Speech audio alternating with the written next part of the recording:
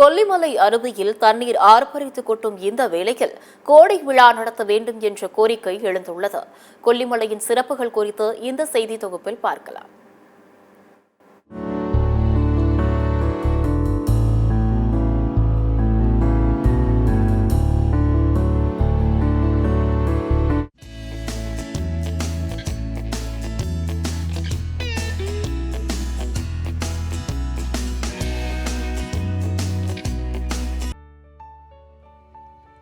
தமிழகத்தின் சுற்றுலா தலங்களில் கொல்லிமலைக்கு எப்போதுமே ஒரு சிறப்பிடம் உள்ளது.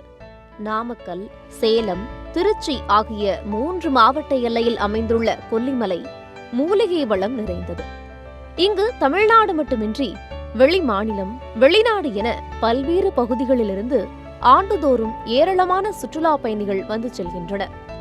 எழில் கொஞ்சும் கொல்லிமலை சாலையில் வாகனத்தில் பயணிப்பது சுற்றுலா பயணிகளுக்கு அலாதியான ஒரு அனுபவத்தை தரும். மற்ற மலைப்பகுதிகளை ஒப்பிடுகையில் உயரம் குறைவான மலை என்ற போதிலும் மலையின் அடிவாரம் தொடங்கி உச்சி வரை 70 கொண்டை ஊசி வளைவுகள் உள்ளன. இதுபோன்ற அதிக எண்ணிக்கையிலான கொண்டை ஊசி வளைவுகள் கொண்ட மலை தமிழகத்தின் வேறெந்த மலையிலும் இல்லை என்பதும் கொல்லிமலையின் சிறப்பம்சம். சுற்றுலா பயணிகளை மகிழ்விக்கும் கொல்லிமலையின் ஆகாய கங்கை நீர்வீழ்ச்சியை கீழிருந்து மேலே பார்க்கும்போது ஆகாயத்தையே பிளந்து தண்ணீர் கொட்டுவது போன்று பிரம்மாண்டமாக தோற்றமளிக்கும். இதனால்தான் இது ஆகாய கங்கை நீர்வீழ்ச்சி என்று அழைக்கப்படுகிறது.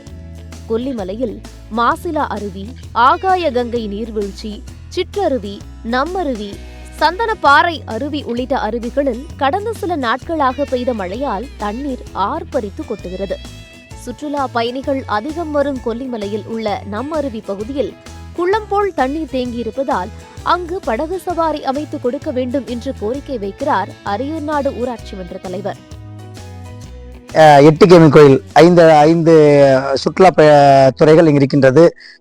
இருந்தாலும் கூட அதற்கு மேம்படுத்துவதற்கு நம்மருவிக்கு கிட்டத்தட்ட காங்கிரீட் சாலை வசதிகள், அதிலே பூங்காக்கள் எல்லாம் இங்கே அமைக்கப்பட்டால் மேலும் அங்கே சுற்றுலா பயணிகள் வந்து மகிழ்ச்சியாக இங்கே அந்த கொல்லிமலையினுடைய நடக்கக்கூடிய அந்த நம்மருவியில் நடக்கக்கூடிய பாரம்பரியமான பழங்கள் இங்கே வாங்கி உண்பதற்கும் மற்றும் சிறப்பாக செல்வதற்கும் அங்கு வசதியாக இருக்கும். அது மட்டும் இல்லாமல் அங்கே ஊர்கலிங்கப்பட்டி என்ற இடத்தில் நம்மருவிலிருந்து வாய்க்கால் வழியாக அங்கே நீர்கள் இங்கே சென்று கொண்டிருக்கின்றது.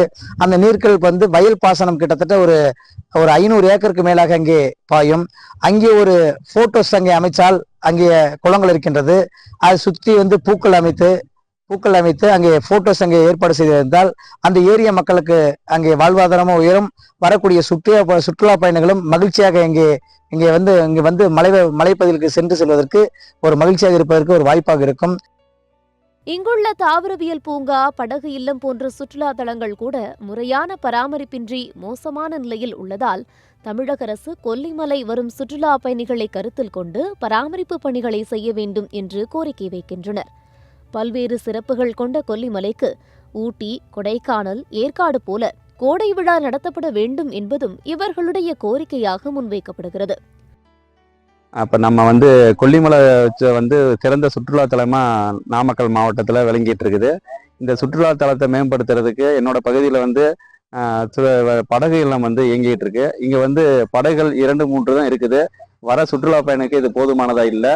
இந்த படகு எண்ணிக்கை அதிகரிச்சு பார்க்ல வந்து நிறைய விளையாட்டு உபகரணங்களை வச்சாங்கன்னா வர குடும்பத்தோட வர குடும்பத்து குழந்தைங்களுக்கு எல்லாத்துக்குமே வந்து சுற்றுலாத்தலம் நல்லா இருக்கும். அது பக்கத்துல இருக்கிற தாவரவியல் பூங்காவும் வந்து பார்க்கு இன்னும் சரி வர பண்ணல. கழிப்பட வசதிகள்லாம் மேம்படுத்தணும். மற்றும் வெளி மாநிலத்திலிருந்து வர சுற்றுலா பயணிகள் கர்நாடகா, பாண்டிச்சேரி, ஆந்திரா இந்த மாதிரி இருந்து வரவங்களுக்கெல்லாம் வந்து போதிய தங்குற வசதிகள் வந்து அரசாங்கம் மூலியமா வந்து தமிழ்நாடு ஹோட்டல் ஆரம்பிச்சிருக்காங்க. கடந்த 2 வருஷத்துல அந்த வேலைகளும் சற்று மந்தமாவே இருக்குது. இதுக்கும் அரசாங்கம் வந்து ஒரு ஸ்டெப் எடுத்து சீக்கிரம் பண்ணாங்கன்னா நல்லா இருக்கும். இவ்வளவு சிறப்பம்சம் கொண்ட கொல்லிமலைக்கு சுற்றுலா பயணிகளின் வருகையை மேலும் அதிகரிக்கும் வகையில் அரசு நடவடிக்கை எடுக்கும் பட்சத்தில் கொல்லிமலையின் சிறப்புகள் மேலும் பலரை சென்றடைய வாய்ப்புள்ளது. சத்தியம் செய்திகளுக்காக நாமக்கல் செய்தியாளர் காதர் பாஷாவுடன் சத்தியம் செய்திக்குழு.